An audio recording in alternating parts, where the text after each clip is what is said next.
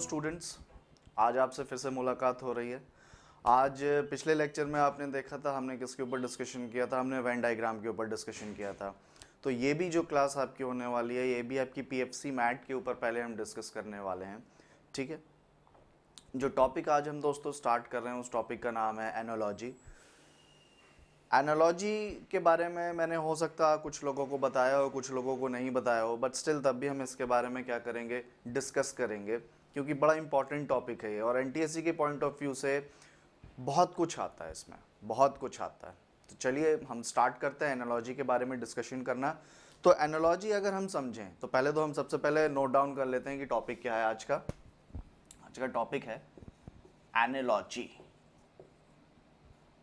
आज ये टॉपिक हम डिस्कस करने वाले हैं। अगर हम एनालॉजी के बारे में बात करें तो एनालॉजी होता क्या है, सबसे पहला क्वेश्चन तो दिमाग में ये आता है।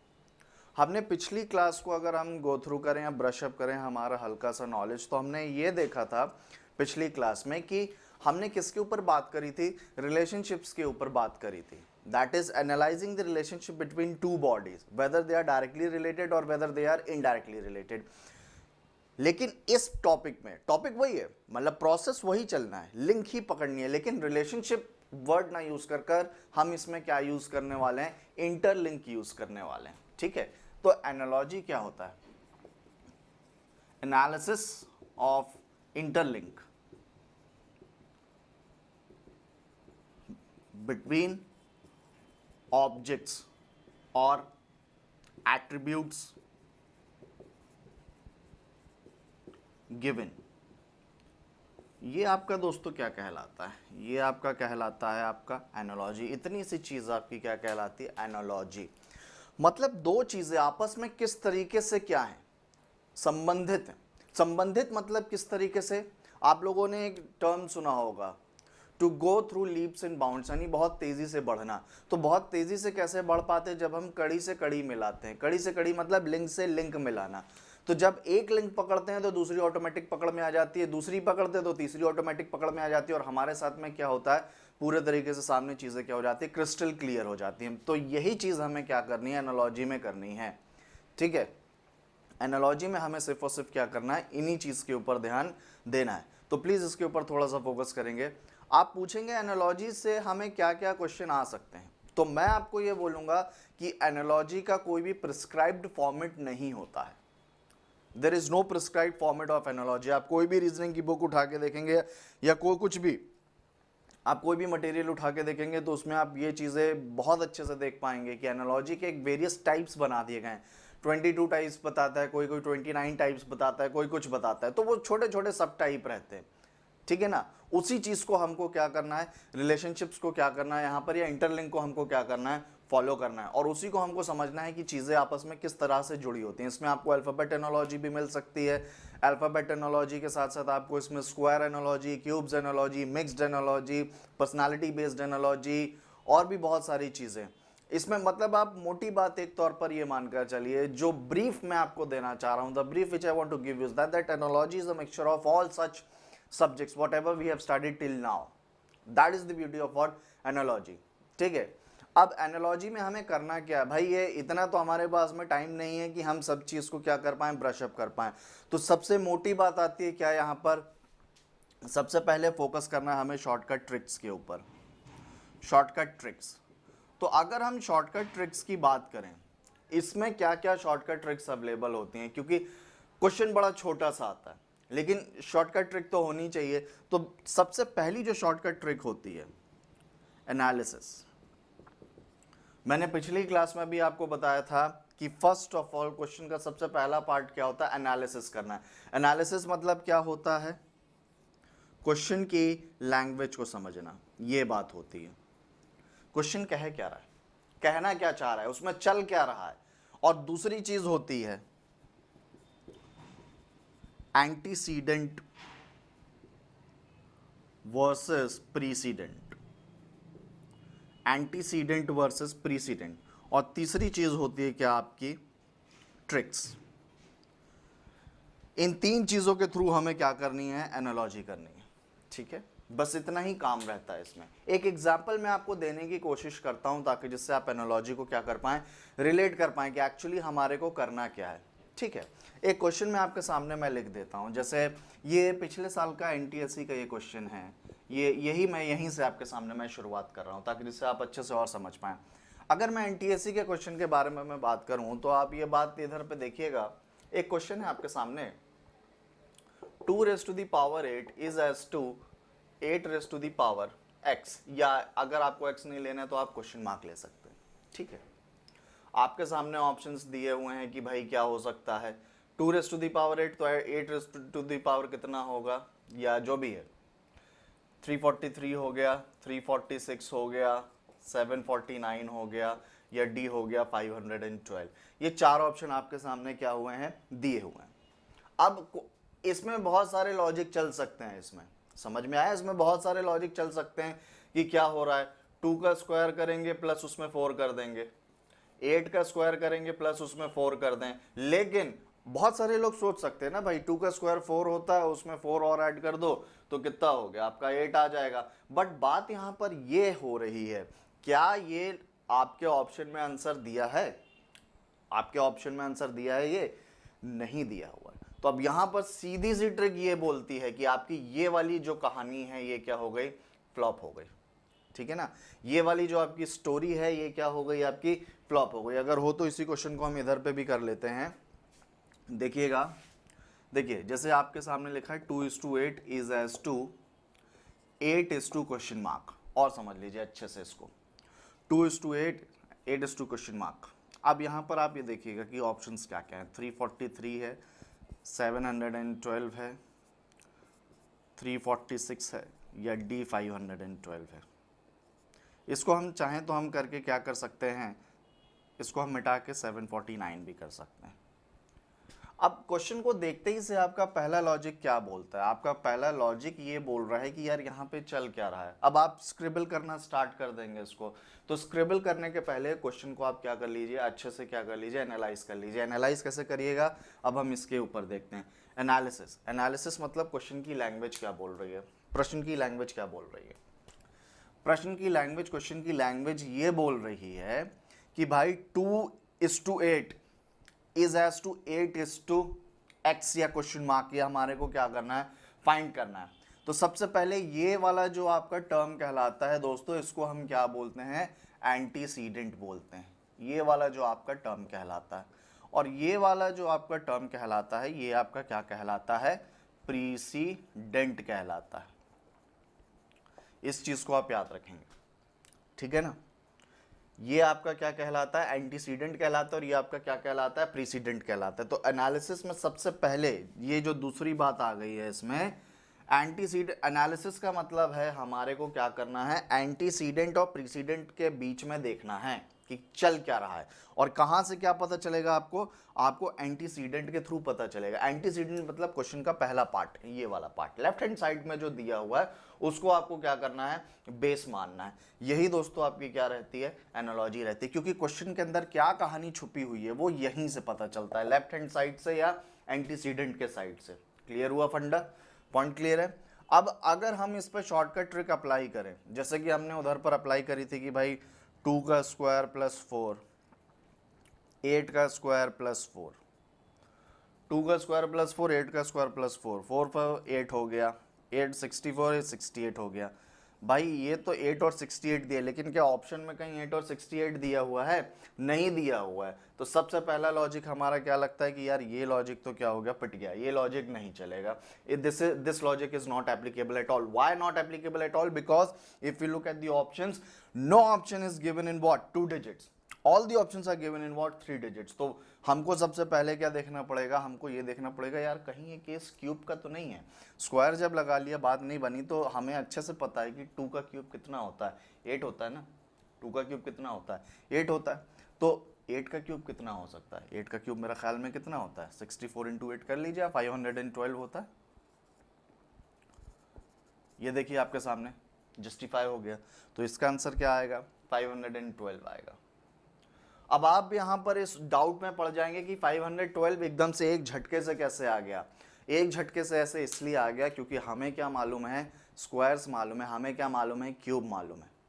तो यहाँ पे सबसे पहले शॉर्टकट ट्रिक क्या निकल कर आती है, पहली शॉर्टकट ट्रिक टाइम बचाने के लिए कि आपको स्क्वायर्स और क्यूब क्या होने चाहिए, बहुत अच्छे से क्या होने चाहिए, पता होने चाहिए। क्योंकि ये जो आपकी एनालॉजी थी और पेपर में अधिकतर एग्जाम्स में यही आती है, इसको हम बोलते हैं क्या, नंबर एनालॉजी, नंबर बेस्ड।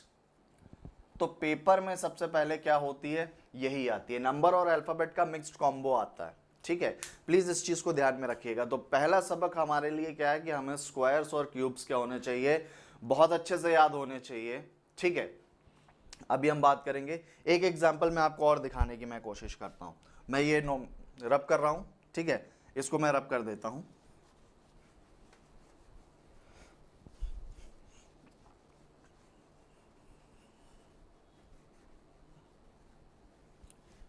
देखिए, एनालॉजी एक ऐसा टॉपिक है, समझिएगा, एनालॉजी एक ऐसा टॉपिक है जो अगर आपको समझ में आ गया तो बहुत इजी है, और अगर नहीं समझ में आया या अगर आपके पास में एनालिटिकल प्रोसेस नहीं है, एनालिटिकल बिहेवियर आपका नहीं है, तो आपके लिए क्या कर देगा, बहुत प्रॉब्लम कर देगा। और एनालॉजी की खूबसूरती ये है कि इसमें सारे टॉपिक्स का कॉम्बो आ जाता है। यानी if I say combo, what does it mean, I mean to say this कि भाई इसमें सारी चीज़ों को क्या कर देते हैं, मिक्सअप कर देते हैं। अभी हम आगे क्वेश्चंस देखेंगे जब, तो मैं इसके एक बेसिक क्वेश्चंस में आपको दिखाऊंगा, तो आपको क्या हो जाएगा, क्लियर हो जाएगा कि मैं एग्जैक्टली आपको मैं समझाना क्या चाह रहा हूँ। ठीक है, फंडा क्लियर हुआ यहाँ तक के? मैं उम्मीद कर रहा हूँ कि आप यहाँ तक इतना तो आप एनालिसिस कर पाए होंगे कि एक्चुअली चल क्या रहा है सवाल में। तो एक क्वेश्चन मैं आपको और बता दूँ, फिर हम शॉर्टकट ट्रिक्स के ऊपर बढ़ते हैं कि हमें पता क्या क्या होना चाहिए। ठीक है, चलिए एक क्वेश्चन आपके सामने और दे देता हूँ मैं। ABC इज टू कितना हो गया, 1। ये क्वेश्चन आपके सामने दिया हुआ है, ABC 146, ABC is to 146 is as to, यहाँ स्पेस कम है तो यहाँ हम आ जा रहे हैं, ABC is to 146 is as to DEF। तो ये कितना होगा, ये आपका क्वेश्चन मार्क ले लीजिए या आप ऐसे ले लीजिए। अब आपको यहाँ दिमाग लगाना पड़ेगा। देखिए, ऑप्शंस की तरफ मत जाइएगा, ऑप्शंस की तरफ आप जाएंगे तो फिर आपका दिमाग नहीं चलेगा, आप फिर सिर्फ और सिर्फ क्या करेंगे, हिट एंड ट्रायल के चक्कर में लग जाएंगे। ठीक है, एग्जाम के पॉइंट ऑफ व्यू से वो भी ठीक है, हिट एंड ट्रायल करना भी ठीक है, बट हिट एंड ट्रायल करने में टाइम कितना जाता है, हिट एंड ट्रायल करने में टाइम बहुत चला जाता है, तो इसलिए हिट एंड ट्रायल को थोड़ा सा अवॉइड करिएगा। यहाँ क्वेश्चन देख के ही आप क्या करिएगा, समझने की कोशिश करिएगा कि आपके इधर एंटीसीडेंट में चल क्या रहा है। ठीक है ना। अब अगर देखें भाई, ए का नंबर 1 है, बी का नंबर 4 दिया हुआ और सी का नंबर 6 दिया हुआ है। ए का नंबर 1 है, बी का नंबर 4 है और इसका नंबर क्या है, 6 दिया हुआ है। तो अगर हम देखें, इन्होंने क्या किया हुआ है, इन्होंने कुछ एक कारीगरी करी हुई है। ठीक है, कारीगरी क्या करी है, या इसमें इन्होंने अपनी कौन सी स्किल दिखाई है, स्किल जो मुझे देखते से समझ में आ रहा है वो ये समझ में आ रहा है कि ए को इन्होंने वही ओरिजिनल ही उसकी प्लेस वैल्यू के हिसाब से रखा है 1, बी को इन्होंने क्या कर दिया है, डबल कर दिया है, सी को भी इन्होंने क्या कर दिया है, डबल कर दिया है। सी का नंबर एक्चुअली कितना होता है, 3 होता है, बी का नंबर कितना होता है, 2 होता है, तो 2 का डबल कितना होता है दोस्तों, 4 होता है, 3 का डबल कितना होता है, 6 होता है। समझ में आया, ये प्रोसेस चल रही। तो अगर हम इसी को बेस माने तो DEF में भी हमें क्या करना चाहिए, इसी प्रकार का दिमाग लगाना चाहिए। डी का नंबर कितना होता है, 4 होता है, ई का नंबर कितना होता है, 5 होता है, तो ये ई का नंबर कितना होता है, 5, तो इसको बनाओ 10। और क्या होता है, एफ का नंबर कितना होता है, 6 होता है, तो इसका नंबर कितना कर लो, 12 कर लो। क्या कुछ ऐसा लॉजिक चल रहा है क्या इसमें, देखते हैं। तो इस तरीके का लॉजिक इसमें दिखाई देता है। तो वो डिपेंड करता है कि आपको ऑप्शन में क्या क्या दिया होगा। तो ये बस मैं आपको क्वेश्चन के थ्रू में समझाना चाह रहा था कि क्वेश्चन आते किस तरीके के हैं। तो ये आपको क्या करना पड़ता है, इसमें एनालिसिस करना पड़ता है। और एनालिसिस ऐसा, देखिए मेथड कोई भी आप अपनाइए, तरीका प्रोसेस कोई भी आप अपनाइए, डिपेंड करता है कि आपका जो आंसर निकल रहा है क्या वो ऑप्शन में है कि नहीं है। ठीक है, और अब आप पूछेंगे सर इसकी तो हम 3-4 मेथड भी लगा सकते हैं, बहुत सारी टेक्निक्स लगा सकते हैं, हमें तो मेन मतलब है आंसर लेके आने से। जो सबसे मोस्ट ऑब्वियस और मोस्ट नियरेस्ट मेथड जो होती है वही आपकी दोस्तों क्या बनती है, एक्सेप्टेड मेथड बनती है, और उसी मेथड के थ्रू जो आपका आंसर आता है वही आपका क्या होता है, मोस्ट एक्सेप्टेड आंसर होता है एनालॉजी के केस में। तो प्लीज ये मान लीजिए इस बात को कि एनालॉजी का मतलब होता है कि फर्स्ट ऑब्जर्वेशन मतलब प्राइमा फेसी मेथड जो मेरे दिमाग में आ रही है, और अगर वो मेरे ऑप्शंस के साथ में क्या कर रही है, मैच कर रही है। जैसे अगर मैं ये एनटीएससी वाले क्वेश्चन का मैं एग्जांपल लूं, इसी तरीके के क्वेश्चन आने हैं आपने एनटीएससी में।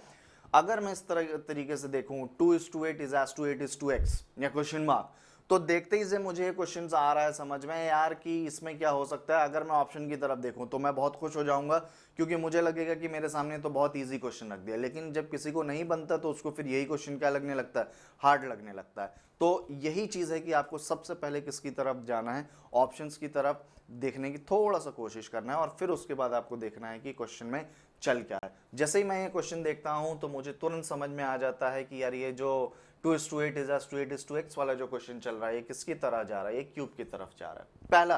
पहला प्राइमा फेसी मेरे दिमाग में यही आता है। तो अब मैं अपनी सारी कैलकुलेशंस किसके लिए लगा दूंगा, मैं लगा दूंगा क्यूब के लिए। और जैसे ही मैंने ऑप्शन देखा 512 512, मैं बहुत खुश हो गया। क्यों? क्योंकि मेरी मेथड क्या हो गई, वहां पर चल गई। तो ये मेथड चलेगी कब? मेथड आपकी तब चलेगी जब आपको स्क्वायर और क्यूब्स क्या होंगे, बहुत अच्छे से बाय हार्ट याद होंगे। समझ में आया? बड़ा इंपॉर्टेंट रहता है क्योंकि इतना टाइम नहीं रहता है।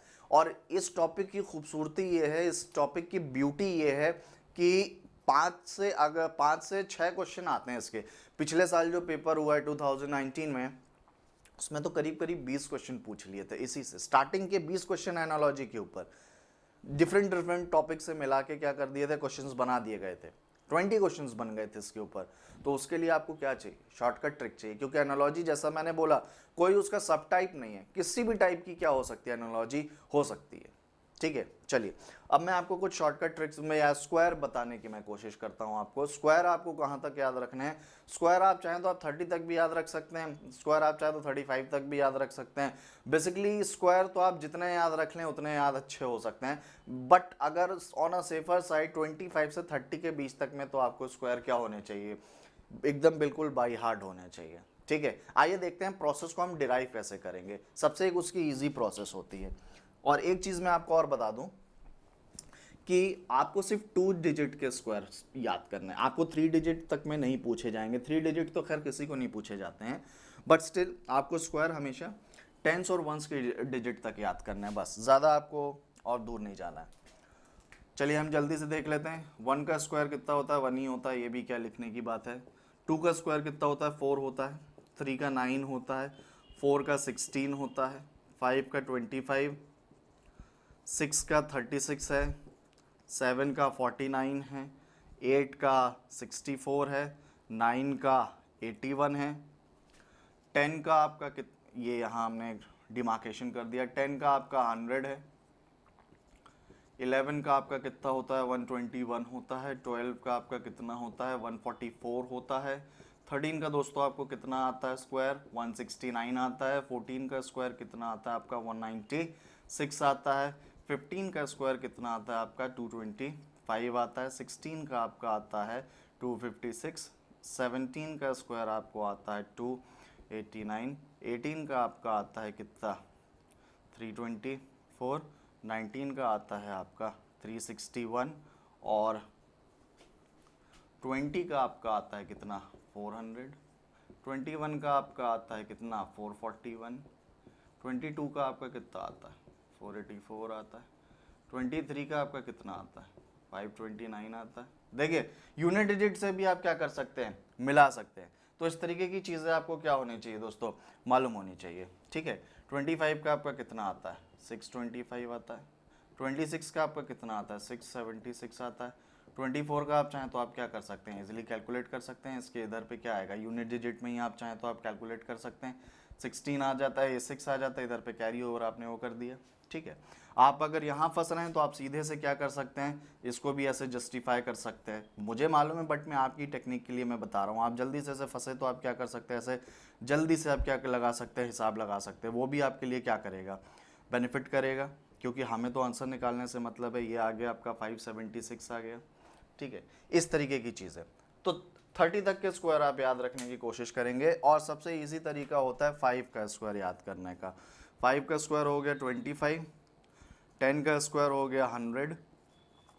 15 का, एक शॉर्टकट ट्रिक मैं आपको ये समझा रहा हूँ कि अगर 15 का स्क्वायर या किसी भी टर्म के मतलब अगर वो टू डिजिट नंबर है, दैट इज आपका टेंस और वंस या वंस और टेंस के उस पर दिया और उसके यूनिट डिजिट पे क्या दिया हुआ है, यानी वंस डिजिट पे 5 दिया हुआ है, तो आपको करना कुछ नहीं है।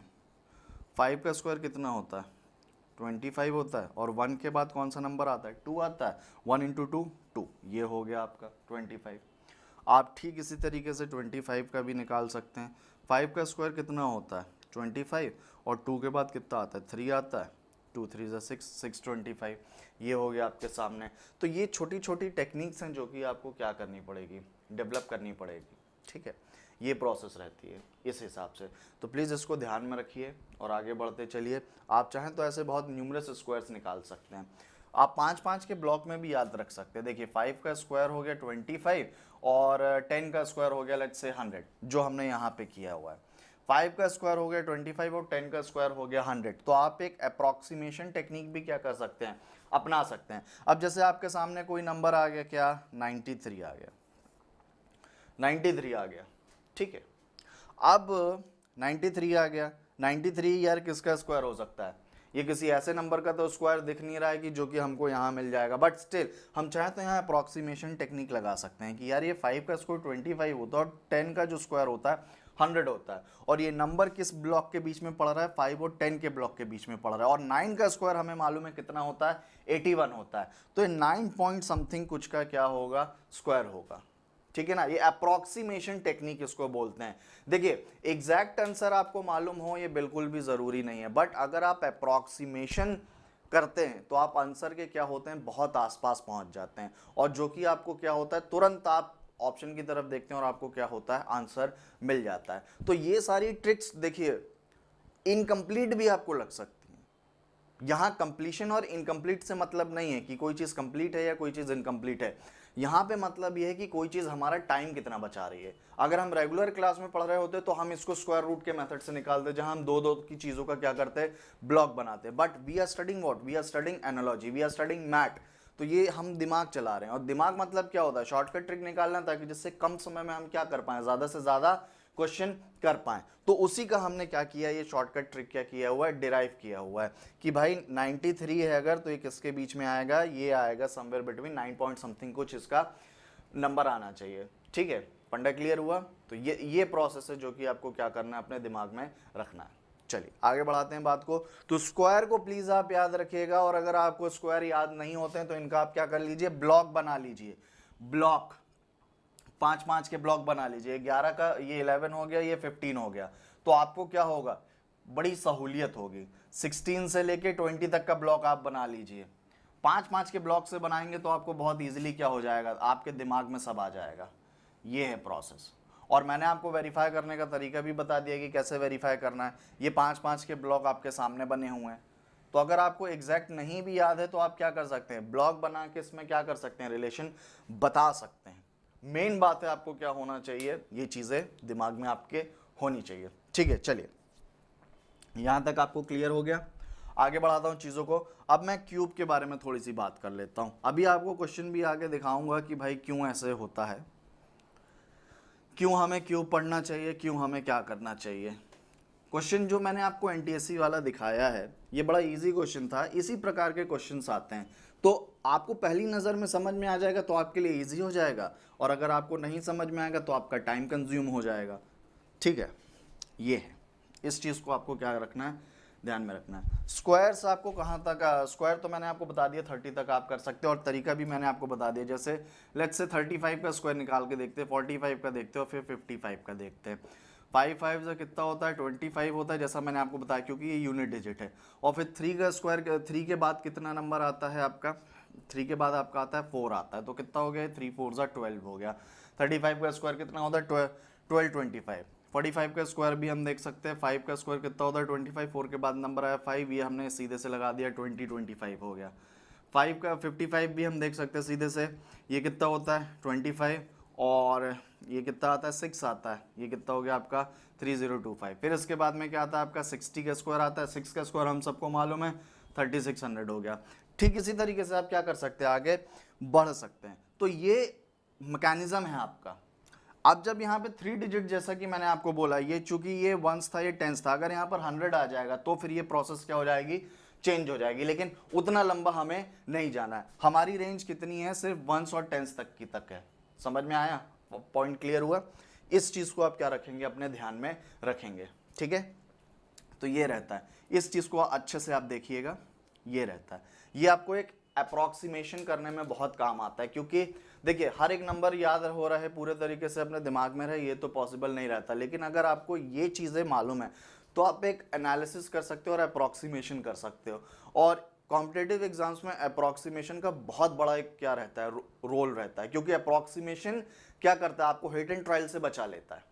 कैसे बचा लेता है भाई, आपको कोई नंबर मालूम है और आप ऑप्शन की तरफ देख रहे हैं, तो आपको इतना अगर मालूम है तो भाई दो ऑप्शन तो क्या रहते हैं, गलत रहते हैं, तो आप दो ऑप्शन की तरफ देखना ही छोड़ देते हैं। या तो इसका आंसर इतना होगा या तो इसका आंसर ये होगा, इन दो में से कोई एक होगा। समझ में आया? तो ये आपका क्या करता है, टाइम बचाता है। प्लीज इन सारी चीजों के ऊपर थोड़ा सा फोकस करिएगा। चलिए अब हम जल्दी से किसकी तरफ बात कर लेते हैं, क्यूब की तरफ बात कर लेते हैं। क्यूब आपको 12 तक याद रखना है। 1 का 1 ही होता है, 2 का 8 होता है, 3 का 27 होता है, 4 का आपका 64 होता है, 5 का आपका 125 होता है, 6 का आपका कितना होता है, 216 हो जाता है, 7 का आपका 343 होता है, 8 का आपका कितना होता है, 512 होता है, 9 का हम छोड़ते हैं, ये आप करेंगे, 10 का आपका कितना आता है, 10 का आपका आता है 1000 हो जाता है, 11 का कितना आता है आपका 1331 हो जाता है, ठीक है। और 12 का आपका कितना होता है, 1728 होता है, ठीक है।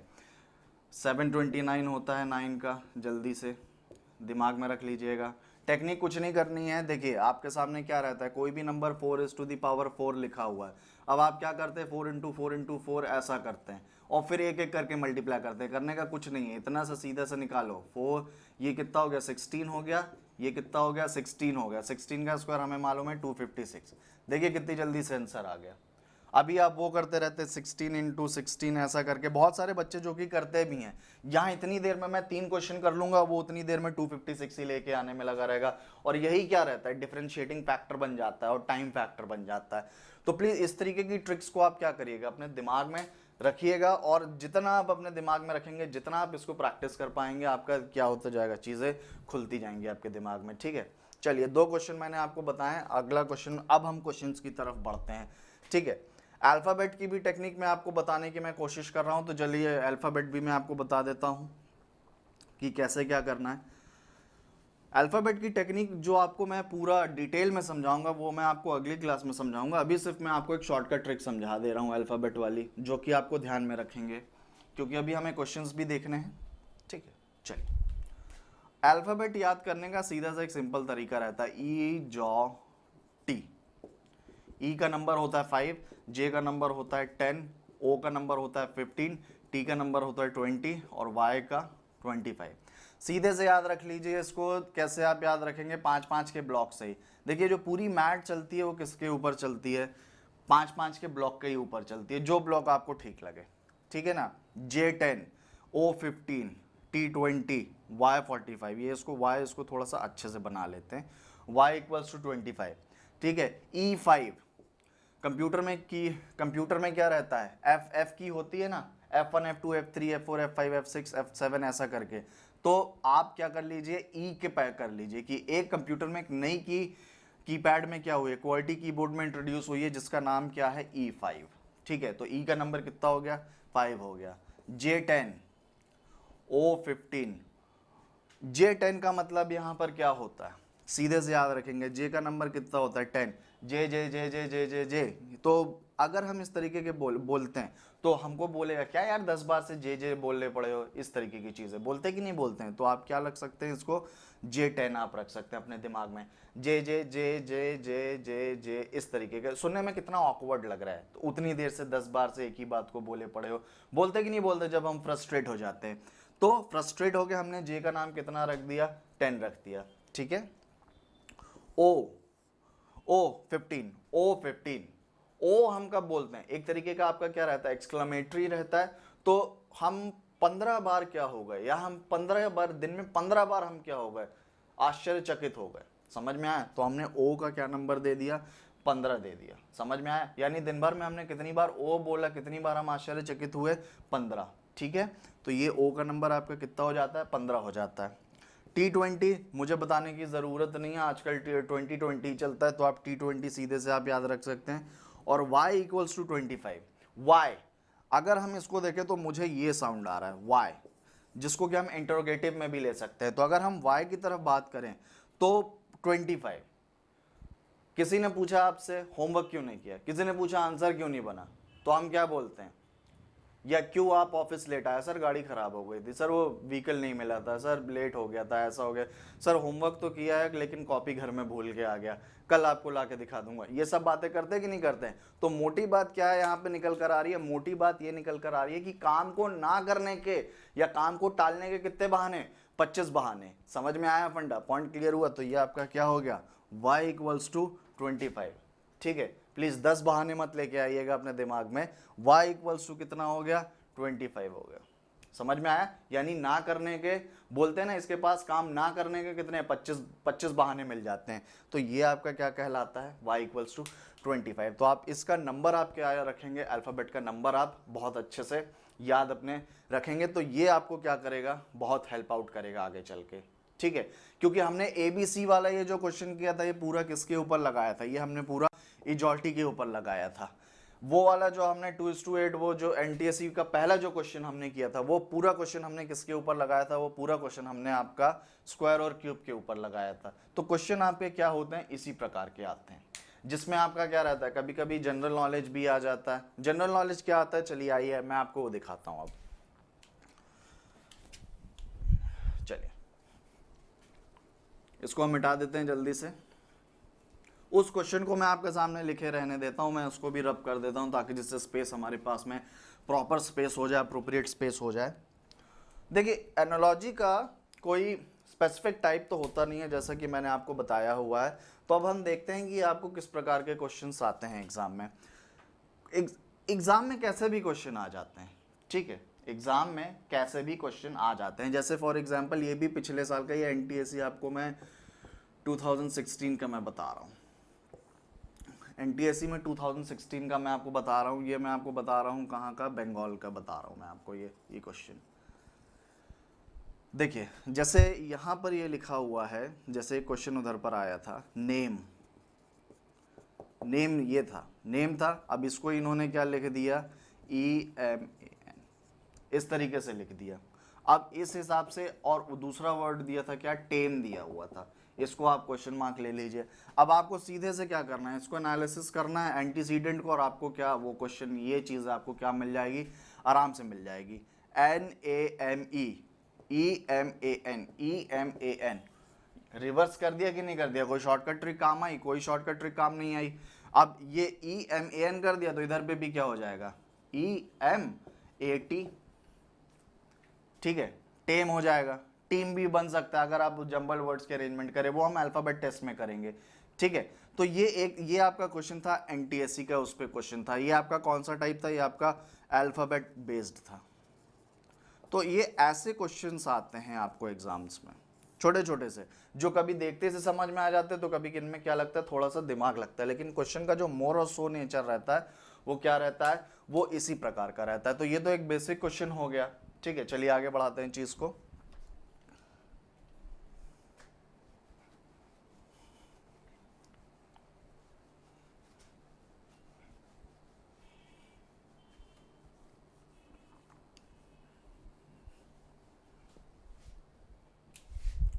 अब एक और क्वेश्चन आपके सामने बता रहा हूं, 3:81 is as to 5:x। 3:81 is as to 5:x। क्या किया होगा यार, इसमें थोड़ा सा दिमाग लगाइए, क्या हो सकता है। अब चलिए थोड़ा सा हम इसमें स्क्रिबल करने की कोशिश करते हैं, चूंकि एनालॉजी है तो इसको हम क्या करते हैं, स्क्रिबल करते हैं। 3:81 इज एस टू 5:x। क्या करें कि हमको आंसर मिल जाए। ऑप्शन की तरफ हम नहीं देख रहे हैं अभी, क्योंकि हम सवाल को क्या कर रहे हैं, अभी हम डिकोड करने की कोशिश कर रहे हैं। क्वेश्चन ऑप्शंस की तरफ तब हम देखेंगे जब हम एग्जाम की तरफ फॉलो करेंगे, अभी सिर्फ हम मेथड की सीखने की कोशिश कर रहे हैं। 3:81 5:x। क्या हो सकता है इसमें, दिमाग लगाइए भाई थोड़ा सा। अगर दिमाग लगाएं इसमें तो सबसे पहले तो अभी हमने क्योंकि ताज़ा ताज़ा क्यूब सीखा है तो पहले क्यूब के ऊपर ध्यान देते हैं। 3 क्यूब कितना होता है 27, ठीक है। 3 क्यूब आपका कितना होता है 27। 27 और 27 का क्या टेबल हमें मालूम है, हाँ बिल्कुल मालूम है। 27 इंटू 3 इक्वल्स टू कितना होता है 81 होता है। 27 इंटू 3 कितना होता है 81 होता है। या इस प्रोसेस को हम थोड़ा सा ब्रेक कर सकते हैं, 3 रेज़ टू दी पावर कितना होता है 81 होता है ना, क्योंकि क्या कर रहे हैं 3 इंटू 3 इंटू 3 इंटू 3, 3 3 ज़ा 9, 9 9 इंटू 9 81। तो ये भी आ गया, ये कैप्सूल भी चल जाएगा आपके सामने ये भी चल जाएगा, ठीक है। तो बेसिकली आप चाहे ऐसा कर सकते हैं तो आप चाहे ऐसा भी कर सकते हैं, आपके ऊपर डिपेंड करता है कि कौन सी मेथड आपको अपनानी है। बट बेसिकली क्या है, टेबल और स्क्वायर का बहुत इंपॉर्टेंट यूज है इसमें। और ठीक इसी तरीके से क्या इंपॉर्टेंट यूज है, अब अगर हम चाहें तो हम इसको भी ऐसे कर सकते हैं। अगर मैं, चलिए हम इसको बेस मानते हैं, फिर हम इसको भी करके देखते हैं। अगर हमने यही चीज इधर चलाई तो हमको ये चीज इधर पे भी अप्लाई करनी पड़ेगी। 5 raise to the power 4 equals to 5 into 5 into 5 into 5, 25 into 25। कितना सीखा हमने 625 सीखा। 5 का क्यूब कितना होता है, चलिए अब क्यूब के पॉइंट ऑफ व्यू से देखते हैं। 5 का क्यूब कितना होता है 125, फिर इंटू 5 करके देखते हैं तो कितना आता है आपका 5 5 2, हाँ 625। ये आपका क्या आ गया, आपके सामने आ गया पूरे तरीके से। तो बेसिकली चीज़ क्या है, चीज़ यहाँ पे यही है कि आपका नंबर सीरीज भी चल सकता है, आपका अल्फ़ाबेट भी चल सकता है, आपका कॉम्बो भी चल सकता है। बस आपको इतना ध्यान रखना है, ठीक है। आप इतना ध्यान रखेंगे तो आपको हर क्वेश्चन क्या होगा बहुत इजीली बन जाएगा, ठीक है। तो ये प्रोसेस है, मतलब कहने का मीनिंग ये है कि क्वेश्चन देखते ही से क्या हो आपके सामने उस चीज़ का क्या तैयार हो जाए, एक मेथड एक प्रोसेस क्या हो जाए तैयार हो जाए, ठीक है। उसी चीज़ को हम क्या बोल पाते हैं, उसी चीज़ को हम ये बोल पाते हैं कि हमारा एक पाथ क्या हो गया तैयार हो गया, ठीक है। तो एनालॉजी का टॉपिक मैं आज ही ख़त्म नहीं करूंगा आपके साथ में अभी, क्योंकि इसके बहुत सारे टाइप्स होते हैं। तो मैं आपको हर एक टाइप बताने की मैं कोशिश करूंगा ताकि जैसे आपके दिमाग में एकदम क्या हो जाए, पिक्चर क्लियर हो जाए।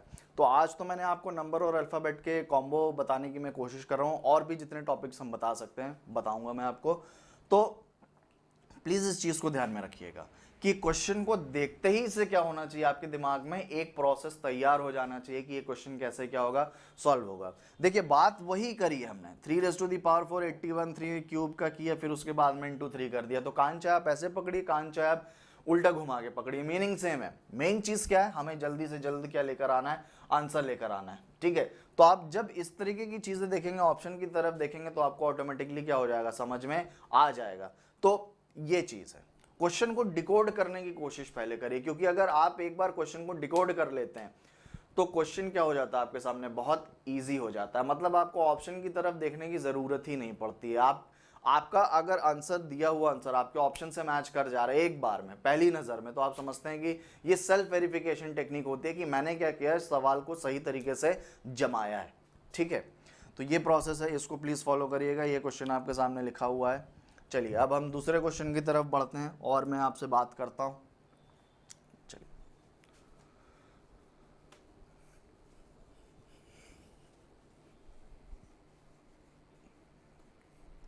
नंबर बेस्ड एनालॉजी मैंने आपको बता दी। अब मैं थोड़ा सा आपको क्या बताता हूं, स्पेसिफिक एनालॉजी बताता हूं।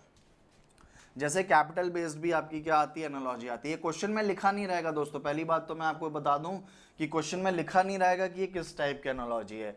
आपको अपने स्वयं के उससे क्या करना पड़ेगा, समझना पड़ेगा कि इसमें जंबलिंग हो रही है, कि इसमें क्या हो रहा है, कि इसमें स्क्वायर चल रहा है, इसमें क्यूब चल रहा है, कुछ जैसा क्वेश्चन आपके सामने ये लिखा हुआ था 3 raise to the power 81 5:x, या क्वेश्चन मार्क आप जो बोलना चाहे, ऐसा ही प्लेन क्वेश्चन आएगा।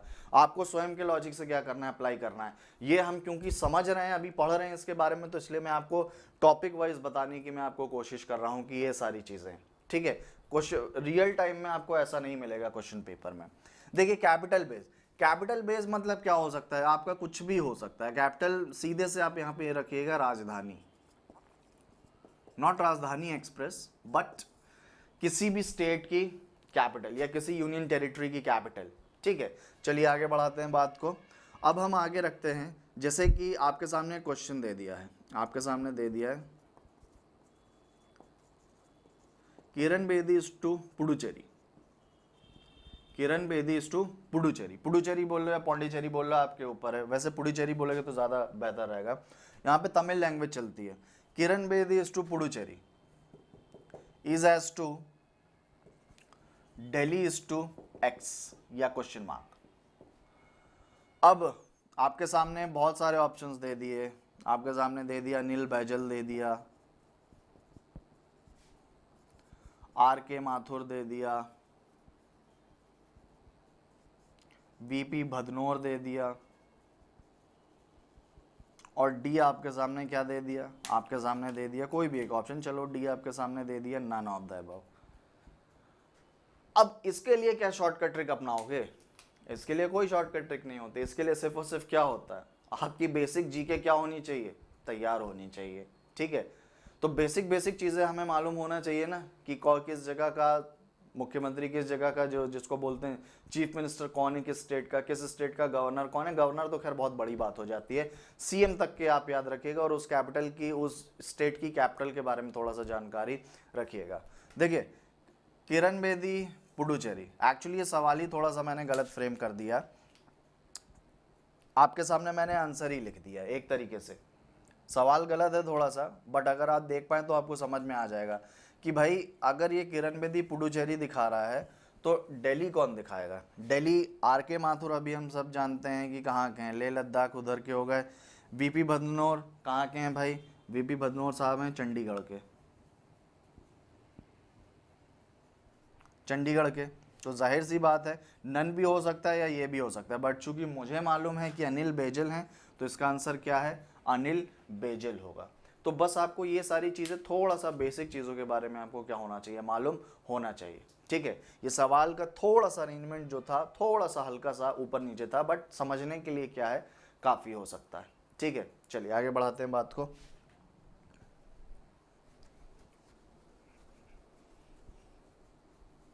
एक और क्वेश्चन इसी का मैं आपको बता देता हूँ, बेसिक सा एकदम, ये तो थोड़ा सा हाई लेवल वाला हो गया था, बेसिक बताऊँ पहले आपको। देखिएगा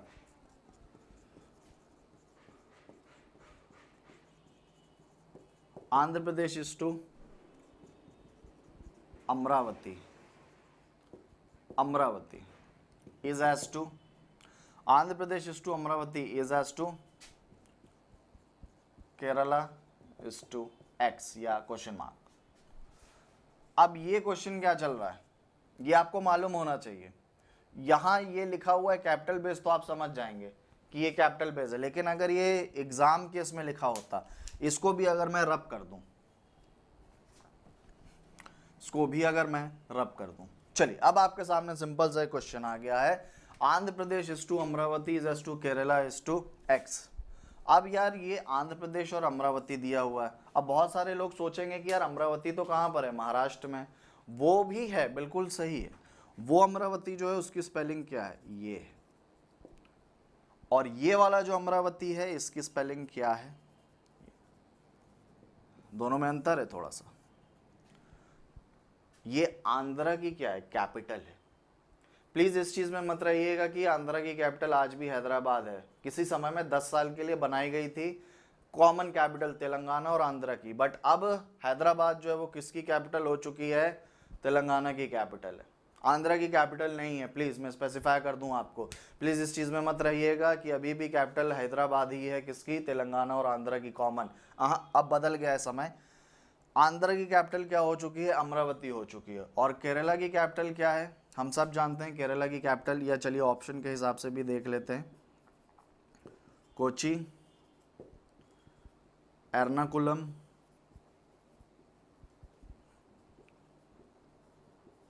तिरुवनंतपुरम,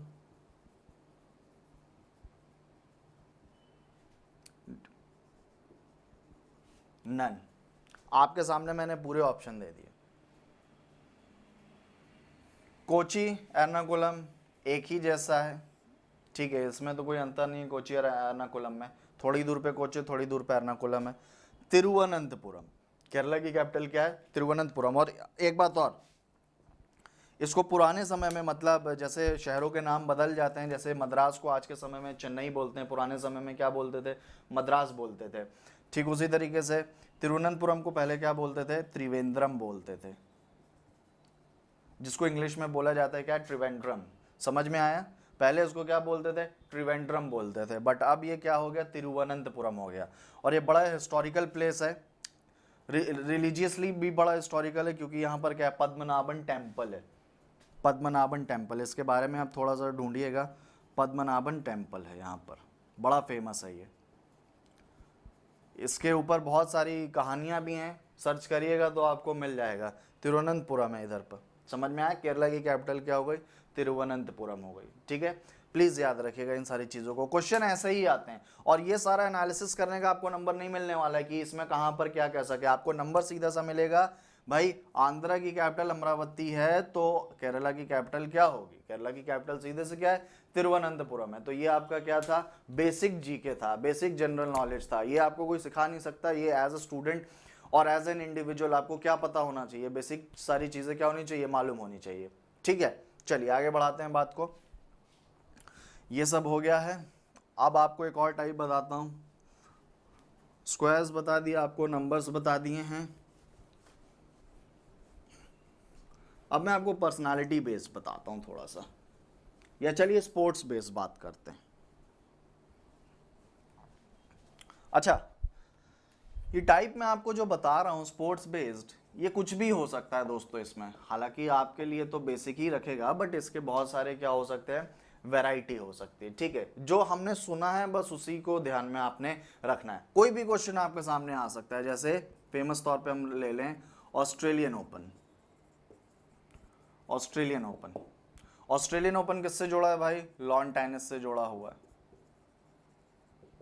ठीक है ना, ऑस्ट्रेलियन ओपन किससे जुड़ा हुआ है, लॉन टेनिस से जुड़ा हुआ है। तो और दूसरी चीज, अगर स्पेस कम है तो हम थोड़ा सा यहाँ आ जा रहे हैं। ऑस्ट्रेलियन ओपन अगर लॉन टेनिस से जुड़ा हुआ है तो अजलान शाह कप किससे जुड़ा हुआ है, अजलान शाह कप किससे जुड़ा हुआ है, क्वेश्चन हो गया आपके लिए। ये क्या हो गया, एक्स की वैल्यू, एक्स हो गया।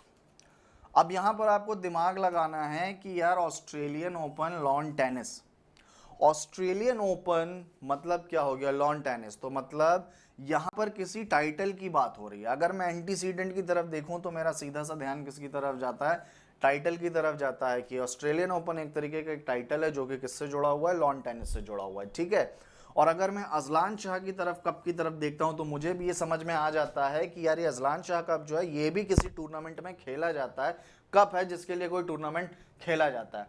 कौन सा, सवाल यहाँ पर ये आता है। ऑप्शन की तरफ देखें भाई, आर्चरी, आर्चरी का मतलब होता है तीरंदाजी। दीपिका कुमारी बड़ी फेमस इसकी वो हैं, जमशेदपुर से हैं।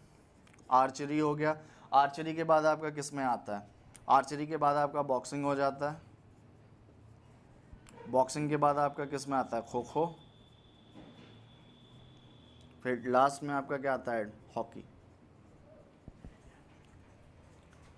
अब थोड़ा सा इसमें दिमाग लगाइए क्या हो सकता है ये, और ये चीज़ सीधा सा देखेंगे, आर्चरी में तो इस प्रकार का कोई टूर्नामेंट होता नहीं है, क्योंकि हमने अब तक कभी सुना नहीं है। बॉक्सिंग में भी इंडिया में इस प्रकार की कोई चीज़ें ऐसी होती नहीं है, कहीं अलग होता तो एक अलग बात होती। खो खो, खो खो भी यहाँ पर इतना इंपॉर्टेंस दिया नहीं जाता है। इंडिया के अंदर खेल होता है, बट ऐसे कोई बहुत बड़े इसमें टूर्नामेंट्स ऑर्गेनाइज नहीं करे जा रहे हैं। सीधी सी बात आपकी क्या होती है, हॉकी। अच्छा, अजलान शाह कप और ऑस्ट्रेलियन ओपन, इसके ऊपर भी हम थोड़ा सा दिमाग देते हैं। मतलब अगर हम एनालिसिस करना चाहें क्वेश्चन का, जो मैंने आपको सबसे पहले ही उसमें लिखा था, अगर हम एनालिसिस करना चाहें तो अगर हम एनालिसिस करना चाहते हैं इसमें, तो हमको ये चीज़ सीधे से समझ में आ रही है, Australian Open is to lawn tennis, मतलब ये क्या, एक इंटरनेशनल लेवल का टूर्नामेंट है। और ये भी आपको क्या दिया हुआ है, ये भी आपको एक इंटरनेशनल उसका टूर्नामेंट दिया हुआ है। ठीक है, Australian Open is to lawn tennis is as to Azlan Shah Cup is to X. तो ये दोस्तों किससे जुड़ा हुआ Azlan Shah Cup, Azlan Shah Cup आपका जुड़ा है दोस्तों किससे, हॉकी से, इंटरनेशनल हॉकी से। और ये करवाता कौन है, ये मलेशिया करवाता है, मलेशिया। ये भी इस चीज को याद में रखेंगे। ठीक है, तो आप देखिए एक चीज को पकड़ते हैं तो बहुत सारी चीजें क्या होती हैं, एकाएक उसमें क्या होने लगती हैं, आने लगती हैं आपके सामने, कंटिन्यूस वे में क्या होती हैं, आने लगती हैं। तो ये प्रोसेस है जो कि आपको क्या करना है, समझना है। अजलान शाह कप कहाँ होता है, किससे जुड़ा है भाई, हॉकी से जुड़ा हुआ है, मैन और फीमेल हॉकी दोनों, मेंस हॉकी और फीमेल हॉकी दोनों से जुड़ा हुआ है। तो फीमेल नहीं बोलेंगे, वुमेन बोलेंगे, मैं करेक्ट करता हूं अपने आप को, मैन और वुमेन हॉकी दोनों से अजलान शाह कप क्या हुआ है, जुड़ा हुआ है। तो ये होता कहाँ पर है, ये हर साल मलेशिया में होता है, ठीक है, मई जून के टाइम में होता, मई जून के टाइम में होता है, बट चूंकि अभी तो पीरियड ही कुछ और चल रहा है, तो अभी तो इस साल तो पॉसिबल नहीं है, लेकिन हर साल होता है। ऑस्ट्रेलियन ओपन भी क्या होता है, हर साल होता है, कब शुरुआत में होता है, जनवरी में होता है, ये अधिकतर उसमें क्या होता है, जनवरी में होता है, ठीक है। ये डबल्स भी खेला जाता है, मिक्स डबल्स भी खेला जाता है, सिंगल्स भी खेला जाता है, मैन और वुमेन दोनों के उसमें खेला जाता है, ठीक है। फंडा क्लियर हुआ। आप लोगों ने नोवाक जोकोविक का नाम सुना होगा, राफेल नडाल का नाम सुना होगा, रोजर फेडरर का नाम सुना होगा, ठीक है ना, शिकी मानो का भी, आपने बहुत सारे प्लेयर्स के इसमें नाम सुना होगा जो लोग इसमें क्या करते हैं, पार्टिसिपेट करते हैं, बट अधिकतर इसको नोवाक जोकोविक जीतता है। और नोवाक जोकोविक कहाँ से है, सर्बिया से, प्लीज याद रखेंगे इस चीज को, ये भी कभी कभी आ जाता है, नेशनैलिटी भी पूछ लेते हैं कि ये प्लेयर किस जगह से आता है, ठीक है। तो ये सारी चीजें जो कि आपको क्या करना है, मेंटल एबिलिटी का पार्ट है, तो इसमें मेंटल एबिलिटी में कुछ भी आपको क्या कर सकते हैं, पूछ सकते हैं। देखिए इतना सा सवाल था, इतने से सवाल में हमने ऑप्शंस में भी बहुत सारी जानकारी निकाल ली, इसमें भी जानकारी निकाल ली। तो बस इस तरीके की चीजें क्या रहती हैं एनालॉजी में, ये इस तरीके की चीजें आती हैं, यानी हर चीज को उठा के किसमें फिक्स कर देते हैं, एनालॉजी में। इसका और कोई सब टाइप नहीं होता है। चलिए आगे बढ़ाते हैं बात को। इसमें कोई भी नाम हो सकता था, चूंकि इंटरनेशनल वो थे, तो आगे बढ़ा देते हैं बात को। इसमें इंटरनेशनल के बारे में, टूर्नामेंट्स के बारे में बात करी गई है। अगर हम चाहें तो इसको हम किस में लेकर आ सकते हैं, डोमेस्टिक लेवल पे भी लेकर आ सकते हैं। डोमेस्टिक मतलब with in the geographical limits of the country. चलिए इसको भी हम देख लेते हैं स्पोर्ट्स बेस्ड को, कि और क्या क्या इसमें वैरायटी ऐड ऑन हो सकती है। एक और क्वेश्चन मैं समझाने की मैं आपको कोशिश करता हूं, देखिएगा।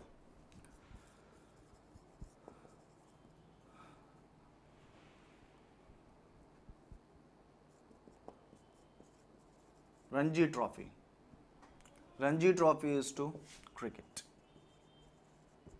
Ranji Trophy is to cricket. Santosh Trophy to X या क्वेश्चन मार्क। ए बैडमिंटन,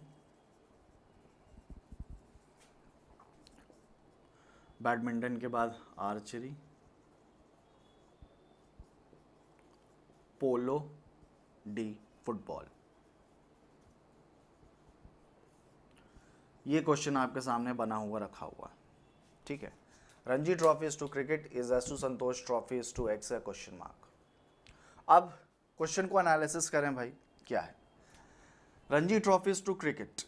तो अगर मैं पहले से, रणजी ट्रॉफी हम सब जानते हैं कि रणजी ट्रॉफी क्या होता है। संतोष ट्रॉफी कुछ लोगों ने नाम सुना होगा, कुछ लोगों ने नाम नहीं भी सुना होगा। संतोष ट्रॉफी के अलावा डूरेंट कप होता है, सुब्रतो कप होता है, बहुत सारी चीजें होती हैं। अब हमें यहां देखना है कि सवाल में चल क्या रहा है। सवाल एकदम सीधा सा है, Ranji Trophies to cricket is as to Santosh Trophies to X. Option भी हमारे सामने सीधे से हैं। अब इसकी तरफ हमें फोकस ये करना है, ये क्वेश्चन का टाइप क्या है। तो अगर हम इस क्वेश्चन के टाइप के ऊपर बात करें तो हमें सबसे इजीली ये समझ में आ जा रहा है कि क्रिकेट में डोमेस्टिक लेवल पर अगर सबसे बड़ी कोई चीज है, क्रिकेट में अगर डोमेस्टिक लेवल में इंडिया में सबसे बड़ी कोई चीज है, तो वो क्या है, रणजी ट्रॉफी है। समझ में आया। तो अगर क्रिकेट में इंडिया में डोमेस्टिक लेवल पे, डोमेस्टिक स्ट्रक्चर पे सबसे बड़ा ट्रॉफी है क्रिकेट का, तो ये संतोष ट्रॉफी भी किसी ना किसी गेम की सबसे बड़ी ट्रॉफी होनी चाहिए ना, है ना। सवाल तो यही बोल रहा है। क्योंकि अगर हम रिलेशनशिप बनाने की कोशिश करें कि रणजी जो है इंडिया में सबसे इंपॉर्टेंट ट्रॉफी मानी जाती है डोमेस्टिक लेवल पर, और ये सिलेक्शन का बेस भी बनती है नेशनल टीम के लिए, तो संतोष ट्रॉफी क्या है, संतोष ट्रॉफी दोस्तों किससे जुड़ी हुई है, फुटबॉल से जुड़ी हुई है। यानी फुटबॉल का जो सबसे बड़ा टूर्नामेंट जो माना जाता है इंडिया में, उसको किसका नाम दिया जाता है, संतोष ट्रॉफी का नाम दिया जाता है। इंडियाज प्रीमियर डोमेस्टिक टूर्नामेंट,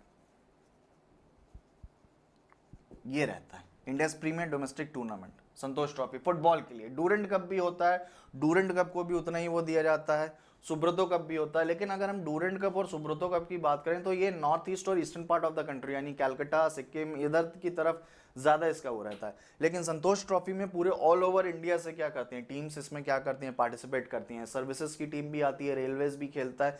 जिस तरीके का स्ट्रक्चर रणजी ट्रॉफी का होता है ठीक उसी तरीके का स्ट्रक्चर किसका रहता है, संतोष ट्रॉफी का रहता है। समझ में आया फंडा, पॉइंट क्लियर हुआ। आजकल तो आईएसएल चालू हो गया, इंडियन सुपर लीग, आप लोगों ने सुना होगा, एटलेटिको डी कोलकाता हो गया, एफसी गोवा हो गया, चेन्नईन हो गए, चेन्नईन एफसी हो गए। तो ये सारी चीज अब आजकल तो क्लब कल्चर हो गया। लेकिन अगर अभी भी डोमेस्टिक स्ट्रक्चर की बात करें तो संतोष ट्रॉफी किसमें, इसमें, ठीक है, किसमें, फुटबॉल में। तो ये सारी चीज़ें दोस्तों आपको क्या करनी पड़ेंगी, एनालाइज करनी पड़ेंगी, समझनी पड़ेंगी, तब आप इनको क्या कर पाएंगे, रिलेट कर पाएंगे।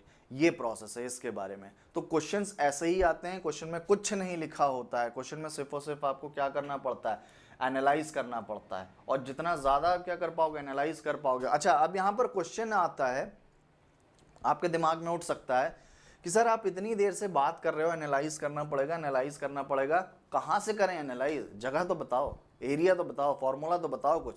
तो इसको देखिए, जो नंबर सीरीज वाले थे फॉर्मूला वो मैंने आपके सामने बता दिए, ठीक है। अब इस तरीके के जो क्वेश्चन आते हैं इनमें क्या हम कर सकते हैं, इनमें हम सिर्फ इतना कर सकते हैं कि हम अपनी बेसिक जनरल नॉलेज को थोड़ा सा बढ़ा के रखें। बेसिक जनरल नॉलेज, मैं स्पेसिफिक जनरल नॉलेज की बात नहीं कर रहा हूं आपसे, बेसिक जनरल नॉलेज की मैं आपसे क्या कर रहा हूं, बात कर रहा हूं। आप जो न्यूज़पेपर वगैरह पढ़ते हैं उसमें भी बहुत सी जानकारियां आ जाती हैं, ठीक है। आप जो अपना सिलेबस पढ़ रहे हैं उसमें भी बहुत सारी चीज़ें रहती हैं। तो ये सारे क्वेश्चन जो बनते हैं 10th तक के में ही बनते हैं आप लोगों के लेवल पे। जब आप बड़े लेवल पे होंगे तब तो क्वेश्चन की वैरायटी बहुत बढ़ जाती है, लेकिन अभी के लिए आपके लिए इतना काफ़ी रहता है कि आप जो न्यूज़पेपर पढ़ रहे हैं, जो अपना सिलेबस पढ़ रहे हैं, उसी में से क्या होते हैं, क्वेश्चंस बन जाते हैं, ठीक है। फंडा क्लियर हुआ। ये है, चलिए एक क्वेश्चन आपको और दिखाता हूँ, इसको मैं मिटा देता हूँ।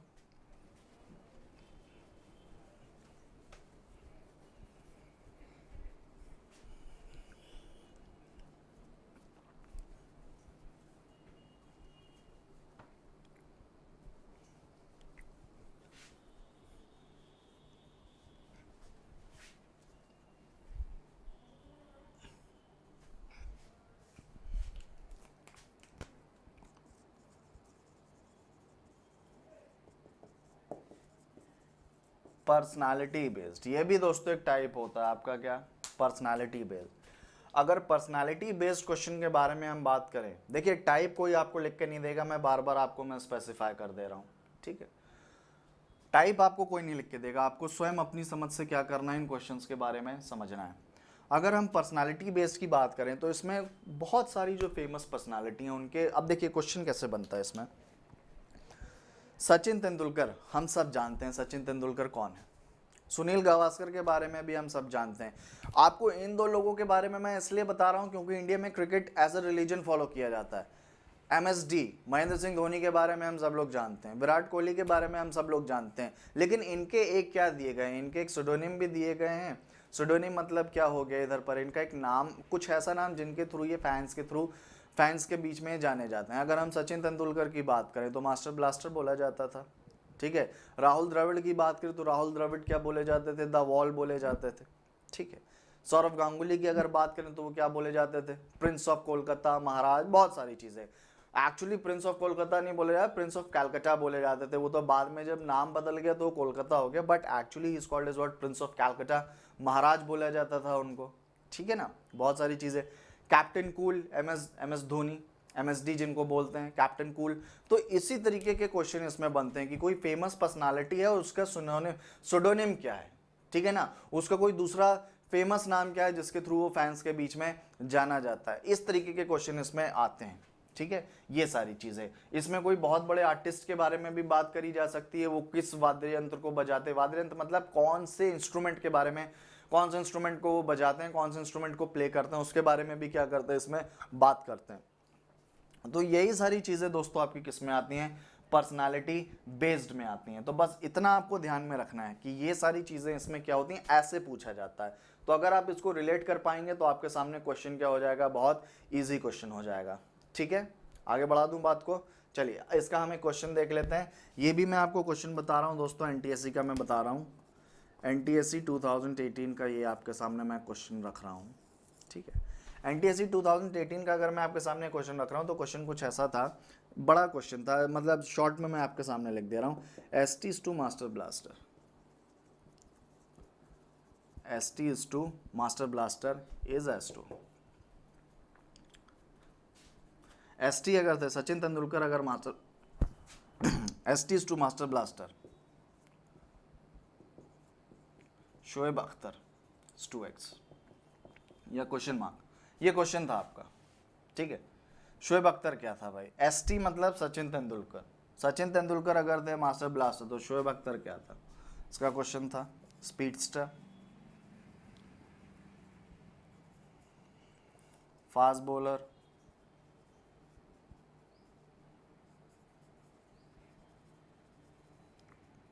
Rawalpindi express, D prankster. ये सवाल था आपका 2018 का, ठीक है। कहीं ऐसे ही मैं देख रहा था तो मुझे मिल गया, तो मैंने सोचा कि चलो आपके लिए ये चीज़ रख देता है। ST is to master blaster is as to Shoaib Akhtar is to X। भाई अगर ST है मास्टर ब्लास्टर तो शोएब अख्तर क्या कहलाएगा।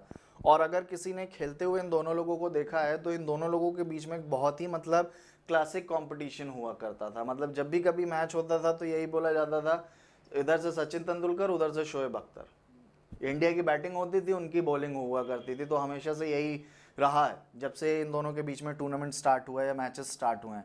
तो हर समय में एक ना एक ऐसे कैरेक्टर रहे हैं जो कि परेशान करते रहे। Sachin Tendulkar is to master blaster, Shoaib Akhtar is to X। तो आपको सीधे से समझ में आ जाएगा भाई, फास्ट बॉलर है शोएब अख्तर, बच्चा बच्चा जानता है कि शोएब अख्तर कौन है। स्पीडस्टर तो फास्ट बॉलर तो है ही है, तो स्पीडस्टर तो होएगा ही होगा, फास्ट बॉलर सामने ही लिखा हुआ है। प्रैंकस्टर ये तो कोई मतलब, ये तो मीनिंगलेस बात हो गई, क्योंकि क्वेश्चन के कॉन्टेक्स्ट में अगर देखें तो हमें ऑप्शन भी वैसे ही चूज करना है जो कि क्वेश्चन के कॉन्टेक्स्ट में और हमारे एंटीसीडेंट के साथ में क्या कर रहा है, मैच कर रहा है। सचिन तेंदुलकर की अगर हम बात करें तो सचिन तेंदुलकर को क्या उपाधि दी गई, किसके नाम से जाने गए, वो मास्टर ब्लास्टर के नाम से, द गॉड, और भी बहुत सारी चीजें हैं, ठीक है ना। तो उसी हिसाब से शोएब अख्तर के बारे में अगर बात करें तो शोएब अख्तर आपका क्या कहलाता है भाई, रावलपिंडी एक्सप्रेस। पेपर में आप लोग पढ़ते होगे, आजकल तो यूट्यूब में वीडियोस भी आते हैं, ठीक है ना। तो ये सारी चीज़ें, तो ये इस तरीके के ऐसे क्वेश्चन से थे। खैर ये तो एनटीएससी 2018 का था जो मैंने आपके सामने रखा था।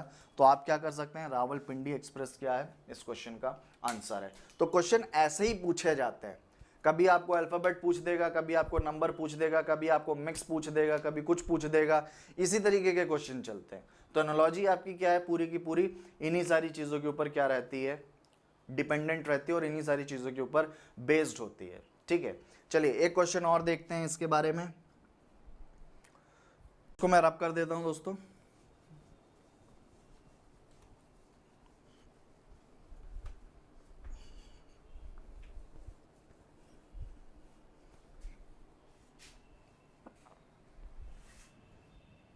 चलिए, तो इतनी सारे टाइप्स हमने देखे एनालॉजी के। एनालॉजी के जब हमने इतने सारे टाइप्स देखे तो हमें एक चीज़ तो ये समझ में आ ही गई कि एनालॉजी जो है बड़ी इंपॉर्टेंट मालूम पड़ती है और बड़ी बेसिक मालूम पड़ती है, ठीक है। इंपॉर्टेंट क्यों, क्योंकि उसके ऊपर नंबर ऑफ क्वेश्चन ज़्यादा आते हैं। बेसिक कैसे, बेसिक ऐसे मालूम पड़ती है कि अगर आपके बेसिक्स स्ट्रांग हैं तो आपको एनालॉजी क्या लगेगी, बहुत ईजी लगेगी। और अगर आपके कहीं बेसिक्स क्या हैं, हिले हुए हैं, तो क्या हो जाएगा, दिक्कत हो जाएगी, ठीक है। ये प्रोसेस है, ठीक है। किसी भी चीज़ के ऊपर आपके, आप जैसे फूड बेस्ड एनालॉजी, ये तो शायद मैं किसी उसमें मैं बता भी चुका हूँ, बट स्टिल मैं बता देता हूँ समझने के लिए। फूड बेस्ड एनालॉजी मतलब इसका कोई टाइप नहीं होता है। आपको क्वेश्चन देख के लग सकता है अरे ये कैसा क्वेश्चन है, what kind of question is this, does this signify the base of a question? Of course it doesn't, and it sometimes it is way too high for us to comprehend, to understand कि इसके अंदर चल क्या रहा है। But that's what the beauty of analogy is। बेकार से बेकार क्वेश्चन और अच्छे से अच्छा क्वेश्चन, दोनों का आपको क्या मिलेगा, इसमें कॉम्बिनेशन मिलेगा, ठीक है। जैसे एक ये टाइप, हालांकि ये कभी पूछा तो नहीं जाता है, बट स्टिल चूंकि हम पढ़ रहे हैं तो मैं समझना हमारे लिए क्या है, ज़रूरी हो जाता है। फूड बेस के बारे में बात करें तो कुछ भी हो सकता है, किसी भी टाइप का, जैसे समझ लीजिए स्पैगेटी हो गया, स्पैगेटी हो गया। स्पैगेटी कहाँ बनती है अधिकतर आपकी, कहाँ बनती है, फ्रांस में बनती है, स्पेन में बनती है। चलो भाई इसको ले लो, इटली में भी बन जाती है कभी स्पैगेटी, इटली की भी डिश है। ठीक इसी तरीके से अगर हमने ये ले लिया मैक्सिकन चिली, बड़ी तीखी रहती है भाई मैक्सिकन चिली। स्पैगेटी अगर फ्रांस या इटली कुछ भी लिखा हो अगर उधर पर होती है, तो मैक्सिकन चिली आपकी कहाँ होती है, मैक्सिको में होती है, हम सबको मालूम है। ठीक है, इस हिसाब से ऐसे भी क्वेश्चन कभी कभी आ जाते हैं, कभी कभी, लेकिन उसमें क्या रहता है, इंडियन टच थोड़ा सा उसमें क्या रहता है, ज़्यादा रहता है। ठीक है, तो प्लीज़ इसके ऊपर ध्यान दीजिएगा।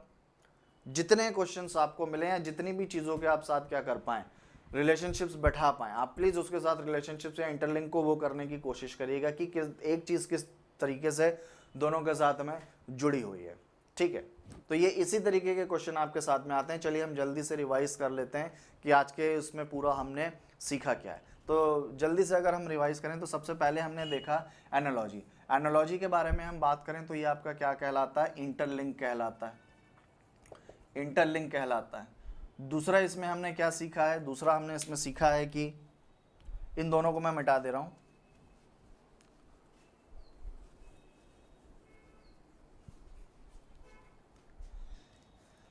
इंटरलिंक है, किसके बीच में इंटरलिंक होता है दोस्तों, एंटीसीडेंट वर्सेस प्रीसीडेंट। एंटीसीडेंट आपका क्या कहलाता है, फॉर्मर पार्ट, जो क्वेश्चन में आपको गिवन है पूरे तरीके से, और प्रेसिडेंट आपका क्या कहलाता है, to be found, the part which is to be found on the basis of antecedent. तो हम क्या देखते हैं, एंटीसीडेंट इक्वल्स टू प्रेसिडेंट, हम इस रिलेशनशिप को क्या करते हैं, स्टैब्लिश करने की कोशिश करते हैं। हमारी हो गई क्या, equation 1, antecedent equals to what, president. ठीक है, फिर हम हमारी दूसरी शॉर्टकट ट्रिक क्या थी, इसमें शॉर्टकट ट्रिक थी कि हम इसमें क्या करते हैं, एनालिसिस करते हैं। अगर हम इन सारी चीज़ों को हम एनालिसिस करते हैं तो इसका मीनिंग क्या रहता है कि क्वेश्चन के अंदर सबसे पहले हम क्या समझते हैं, उसकी लैंग्वेज को समझते हैं,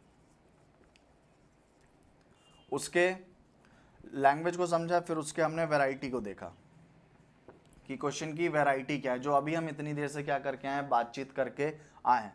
क्वेश्चन की वैरायटी को हमने समझा, फिर उसमें हमने किया कि उसमें स्क्वायर लगेगा, स्क्वायर चल रहा है, उसमें क्यूब चल रहा है, कि उसमें जीके चल रहा है। ठीक है, ये सारी चीज़ें, अगर स्क्वायर चल रहा है तो किसका स्क्वायर चल रहा है, क्यूब चल रहा है तो किसका चल रहा है, कि उसमें अल्फ़ाबेट बेस्ड कुछ चल रहा है। ये सारी चीज़ें, इन सारी चीज़ों को हम क्या करते हैं, अच्छे से उसमें क्या करते हैं, स्पेसिफाई करने की कोशिश करते हैं, और फिर हम क्या करते हैं, आंसर को डिराइव करते हैं। तो ये सारी चीज़ें हैं जो कि आपको क्या करना है, समझना है हिसाब से अपने। ठीक है, पॉइंट क्लियर हुआ। जैसे चलिए एक और एकदम से मुझे क्वेश्चन याद आ गया, ये एनटीएसबी 2019 का याद आ गया एकदम से, 10⁻100 इज एज टू 15:x, ये पिछले साल के पेपर में पूछा गया है। ठीक है, 225 के बाद में 420, सी ऑप्शन आप ले लेते हैं 326, और डी ऑप्शन आप ले लेते हैं 196। सारा क्वेश्चन दोस्तों आपके सामने बना हुआ रखा है, पिछले साल का क्वेश्चन है। अगर इसको मैं देखता हूं तो इसमें मुझे बात करने की ज़्यादा ज़रूरत ही नहीं पड़ती। 10:100 इज एज टू 15:x, तो देखते ही से मुझे समझ में आ जा रहा है कि इसमें रिलेशनशिप क्या चल रही है, स्क्वायर की चल रही है। 10 का स्क्वायर कितना होता है, 100 होता है। 10 का स्क्वायर कितना होता है, 100 होता है। तो 15 का स्क्वायर दोस्तों कितना होगा, 225 होगा। ज़्यादा बहस करने की इसमें ज़रूरत है भी नहीं। और अच्छा एक बात आप याद रखिएगा, क्वेश्चन को ज़्यादा ट्रिकी बनाने की कोशिश मत करिएगा, क्योंकि ज़्यादा ट्रिकी क्वेश्चन को अगर आप ज़्यादा क्या कर देंगे, ओवर स्टडी कर देंगे, या ओवर उसका क्या कर लेंगे, एनालिसिस कर लेंगे, तो क्वेश्चन क्या हो जाएगा आपके सामने, फिर बहुत सारी दिक्कतें क्या कर देगा, खड़ी कर सकता है। ठीक है, अब जैसे इसी क्वेश्चन को हम ले लें, 10 के आगे एक और 0 लगा दिया तो कितना हो गया, 100 हो गया। लॉजिक लगाने वाले ऐसे भी लॉजिक लगा लेते हैं कि 10:100, 10 के आगे एक और 0 लगा दिया तो क्या हो गया, 100 हो गया। तो 15 के हिसाब से क्या होना चाहिए, एक और 0 यहाँ लगाना चाहिए, 150 होना चाहिए। ठीक है, या 1 + 0 कर दिया तो कितना हो गया, 100 हो गया। आई डोंट नो कैसे हो सकता है। तो इसी तरीके की चीजें आपको क्या करनी है, अवॉइड करनी है। जो पहला आपको जो ऑब्वियस स्ट्रक्चर दिख रहा है वही आपका क्या बनने वाला है, आंसर बनने वाला है। इस बात को आप क्या करिएगा, याद रखिएगा। तो ये इसको आप, ये पिछले साल का क्वेश्चन है इसलिए मैंने आपके सामने रखा है ये। ठीक है, 10:100 इज एज टू 15:x, तो 15 का स्क्वायर कितना हो गया, 225 होगा, क्योंकि यहाँ पर कितना चल रहा है, स्क्वायर की रिलेशनशिप चल रही है। ठीक है, पॉइंट क्लियर हुआ। इसी प्रकार के क्वेश्चंस आने हैं दोस्तों आपके सामने। तो अभी हम इस एनालॉजी को खत्म नहीं करेंगे, एनालॉजी को हम अगली क्लास में भी क्या करेंगे, आगे बढ़ाएंगे, क्योंकि इसके और भी 2-3 टाइप्स जो हैं वो आपके सामने क्या है मैं बताने की मैं आपको कोशिश करूंगा, और कुछ क्वेश्चंस भी मैं आपको देने की कोशिश करूंगा, ताकि जिससे आपकी जो प्रैक्टिस है, जो आपका क्या है, जो लेवल है, वो थोड़ा सा और क्या हो जाए, इनहेंस हो जाए। ठीक है, प्लीज़ इन क्वेश्चंस को करिएगा, और भी आपके पास में जो स्टडी मटेरियल्स हैं उनसे भी सॉल्व करने की कोशिश करिएगा, और कोई प्रॉब्लम आती है तो बताइएगा, उसको फिर क्या करेंगे, सॉर्ट आउट करेंगे। ठीक है, तो मैं उम्मीद करता हूँ कि आपको ये काफ़ी हद तक समझ में भी आया होगा। ठीक है, तो प्लीज़ इसको फॉलो करिएगा और क्वेश्चंस को प्रैक्टिस करिएगा, और फिर जब हम अगली क्लास में मिलते हैं तो उन क्वेश्चंस को क्या करेंगे, आगे बढ़ाएंगे, और भी मैं आपको इसके 2-3 सब टाइप्स बताऊंगा। ठीक है, चलिए, थैंक यू।